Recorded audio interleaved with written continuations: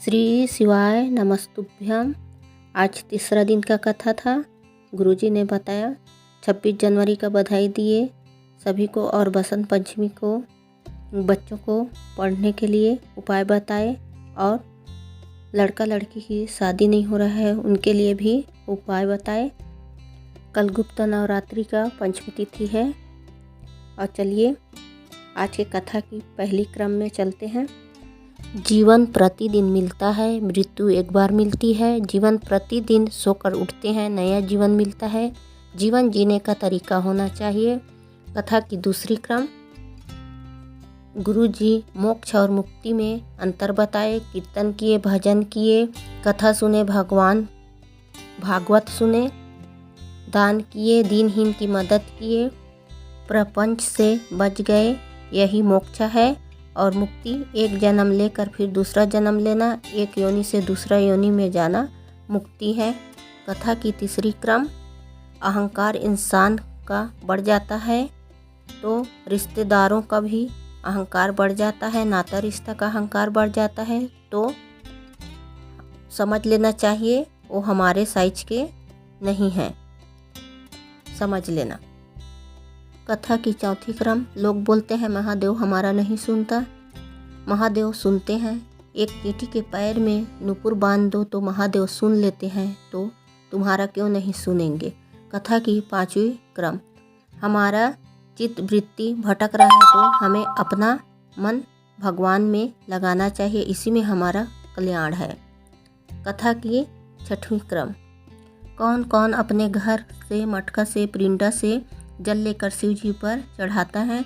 फिर गुरु जी बोले घर में कई प्रकार के लोग रहते हैं, कई समस्या रहती है, तो हम अपने घर से जल ले जाकर चढ़ा देते हैं, तो शिव जी को हम अपना दुख बताए या ना बताए, अपने घर का सारी परेशानियां महादेव तक पहुंच जाती है। अर्थात बिना बताए अपने घर का सुख दुख महादेव को पता चल जाता है। बिना कुछ मांगे महादेव हमारे ऊपर कृपा कर देते हैं। कथा की सातवीं पड़ाव। आप किसी शहर में जा रहे हैं और आपको शहर के एक बड़े आदमी के यहाँ रहने को मिल रहा है, जहाँ सारी सुख सुविधा है, और दूसरा वो आदमी है जो भगवान का पूजा पाठ करता है, कथा सुनता है। आपको दोनों में से भक्ति भजन करने वाले के यहाँ रुकना चाहिए। यहाँ तो ज़्यादा सुविधा नहीं मिले, पर क्यों वो कीर्तन भजन करेगा, जाप करेगा, तो उसका पुण्य फल आपको भी मिल जाता है और आपका कल्याण हो जाएगा। कथा का आठवीं पड़ाव। शादी के 12 साल बाद बच्चा हुआ, एक बेलपत्र सफ़ेद आंकड़ा का उपाय से। कथा की 9वीं पड़ाव। 1915 से यहीं रह रहे हैं। हमारे पास घर नहीं था, किराए में रहते थे।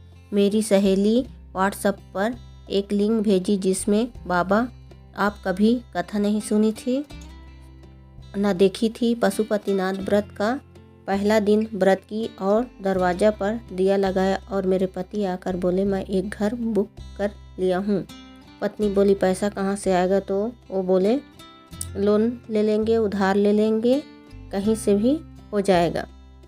फिर दूसरा व्रत की उस दिन आकर बोले घर हमारा हो गया, सब बाबा कर दिए, उसी का आभार व्यक्त करने आई हूँ। कथा का 10वीं पड़ाव।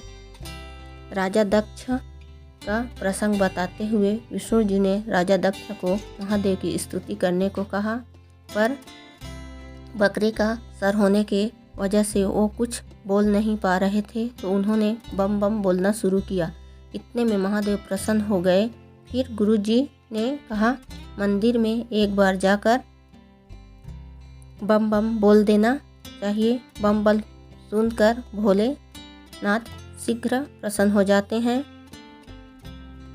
कथा की 11वीं क्रम।